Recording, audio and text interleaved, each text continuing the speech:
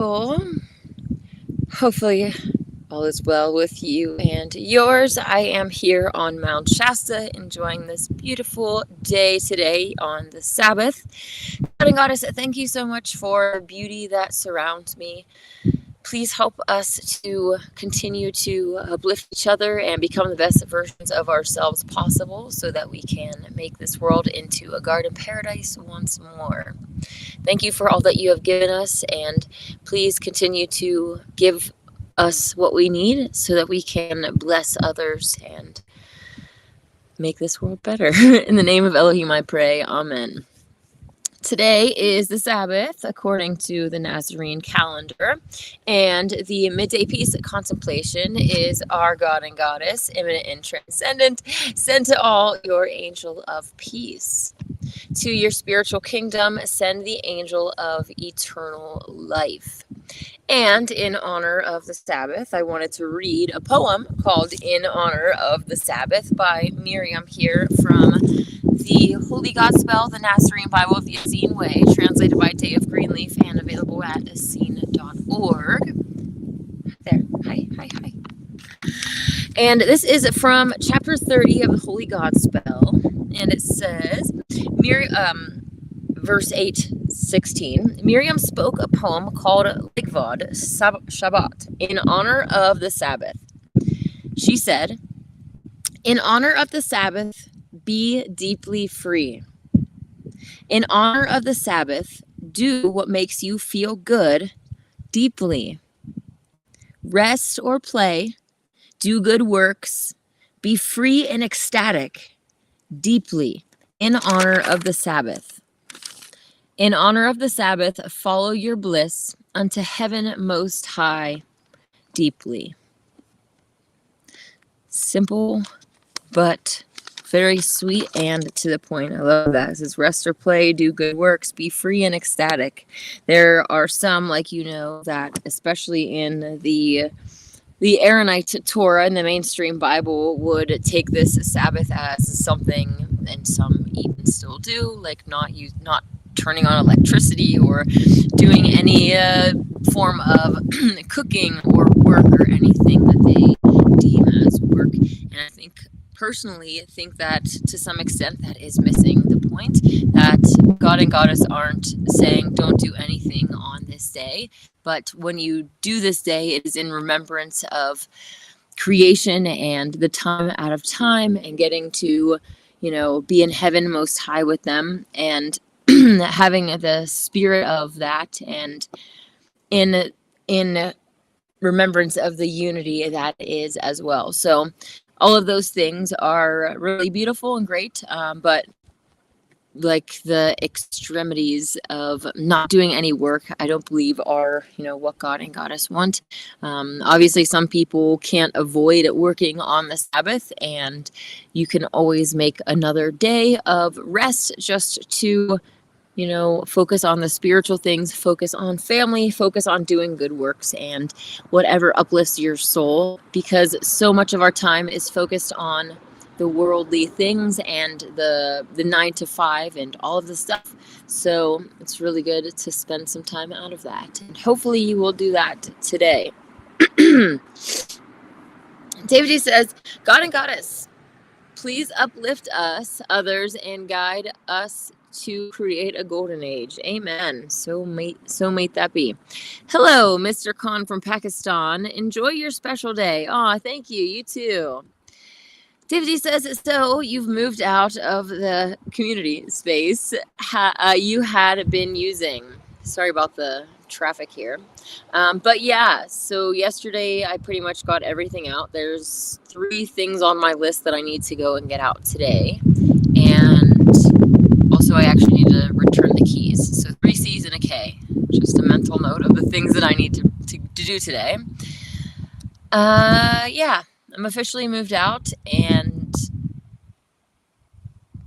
we'll see what path the divine provides for the future. On Sunday, I'm going to be meeting up with a few people that were really passionate about opening the Shasta vegan restaurant. I'm not sure what they're going to actually call it, but it's going to be a vegan slash raw vegan restaurant, and the two that are kind of spearheading it want it to eventually be a free thing. So, that is right up my alley. They're going to try to work on it being a nonprofit and all of the stuff that needs to happen on that end.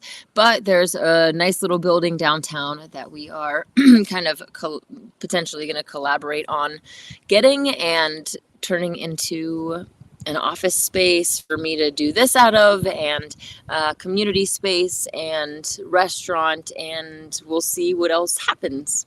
I don't know what the future has in store. It'd be really nice if someone out there that has just a lot of money that wants to buy some property for the Shasta Nazarene Church to exist on, that would be a nice donation to get some stuff started. But, I'm just open to whatever the divine has in store, and praying that those pathways are open to making things happen, because it's been a struggle for the past 7, 8, 9 years that I've been in Mount Shasta, trying to get some traction and get things going, and been a lot of setbacks and just a lot of things to go through. And obviously being a spiritual battle, and the fact that I came here to try to fight against the powers that be, or the current system, to create something different that's the complete opposite, that's actually beneficial for our soul. Obviously I have to expect setbacks and different energies and all this stuff. So I'm learning as I go also to be better at going with the flow, and trusting the divine plan, and trusting that the universe, well, not the universe, not some unnamed thing. I'm talking about God and Goddess. The God and Goddess will provide a way, because ultimately my goal is to make a world that they are proud of, that souls can thrive in, that animals and humans are free and living blissfully, and able to to expand in existence, consciousness, and bliss. That is what this reality is supposed to be about. So cool. Anyways, one thing, I am going to jump off of here soon because I want to spend my Sabbath. I was actually asked by my younger brother to cover a song that he and my mom are going to dance to at his wedding. So the wedding is next Saturday, so I need to get that done.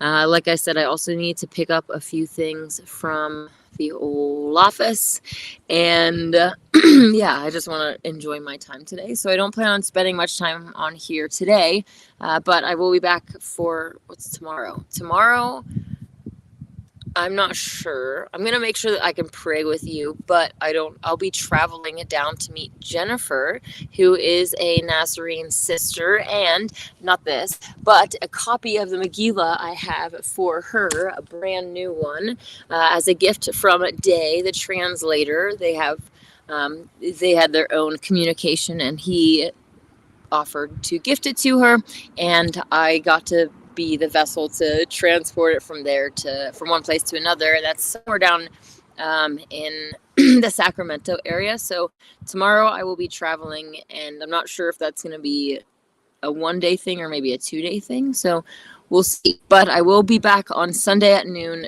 to, have a longer session with you and read whatever I feel inspired to share with you from the Holy Megillah, or whatever text that I feel inspired to read from. There's so much in here that we could spend a whole year just reading straight through every week, and there's just so much.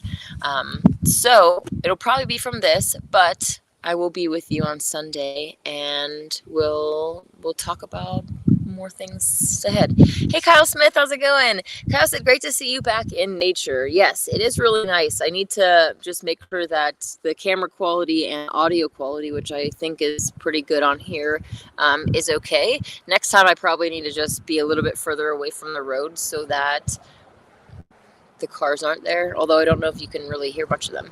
Cool. So David E says, did you see the story about the 12-year-old Scottish girl that brandished a knife and hatchet to protect herself against sexual advances by immigrants? She got arrested for, quote, brandishing a weapon.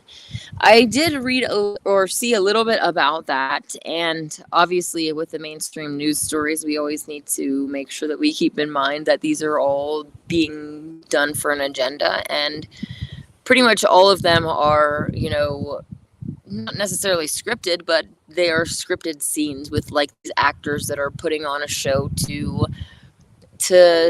provide whatever entertainment or not, and it's not for entertainment, it's for programming, right? It's not that they're thinking about, oh, these poor humans are so bored when they get home from work, we should let them watch The Simpsons. It's like all of these things aren't for our entertainment, they're for our detainment, the detainment of our brain, actually, to like detain our souls into their traps and stuff. But anyways, so yeah, anyways, I did see that, and I was looking more into this issue about the sexual violence and gangs and stuff in these immigrant groups, and how yeah, it's really sad to think, just especially bringing it back to the Megillah.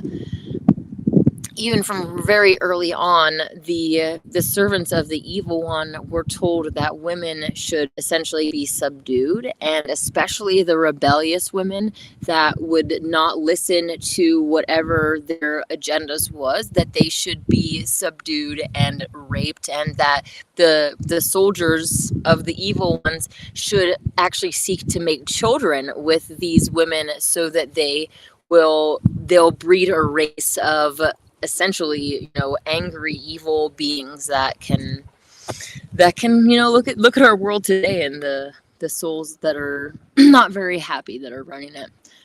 So anyways, when we have these scriptures that are supposed to be coming from God or whatever that you want to say, and they're, promising virgins for violent acts, or even in the mainstream Bible, violence or women being the property of men, and being able to take women from whatever group that you want, all these different programmings, we're seeing that manifested in our world today on a real scale. And it really brings the realness of even the things that we read in here to our world today. And yeah, it's really sad. Not just the scriptures promoting violence, but also when you're eating rape and violence for every meal. Like the animal agriculture industry, if you haven't looked into that, but animals are literally raped into existence so that you can continue to have more victims and more milk, more eggs, all these different,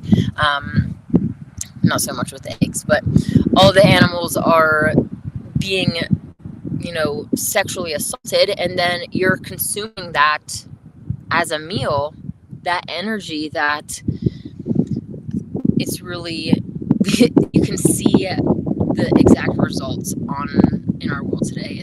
There's like a direct connection with it all. So it all comes back to returning to the fleshless diet. And also I love how balanced and positive this is with the masculine and feminine divine, knowing that we are that we are complementary equals, that our differences between the sexes are not something that we should see as negative, but something as positive. There's strengths and weaknesses that we can complement with each other, and we're stronger because of it.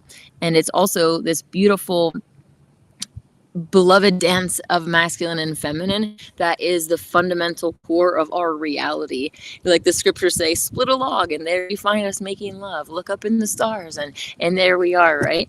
God and goddess. So it is a fundamental part of our reality, and it makes sense that they are targeting it so much, just with the over sexualization, turning us against each other, all of it. So yeah, it's a really sad story in the news, whether it is true or not. I know that the actual situations on the ground are happening, that there are gangs and stuff that are doing these evil things, and that the governments are essentially wanting this to happen. The powers that be don't have our best interests at heart.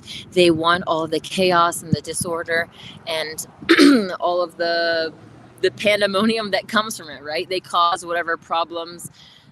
Well, first of all, they gave us the religions. They gave us all of the programming, and then they cause these immigration problems, and then it leads to all of this kinds of chaos, and then at a fundamental level, hatred between groups of humans. And obviously, evil acts, I understand how that can inspire hatred, and then it also can feed into these prejudices and all of these other things that we have. So it is a very sensitive situation that we need to tread lightly with our emotions and not allowing ourselves to start hating groups and the opposite sex or whatever for these different things, and just having compassion. That's a really hard thing to say, but like trying to understand where these people are coming from. And obviously we're not saying that it's okay. We're doing everything that we can to stop it, but we're also trying not to, at least for me, I'm trying not to like hate people in general. I'm trying to love them as a fundamental thing, whether they're doing good or bad. I'm just trying to see them more compassionately as lost little children that are spiritually lost, and they don't understand that they are being used and, you know, manipulated by dark entities to make them act the way that they're acting, to make them feel how they feel.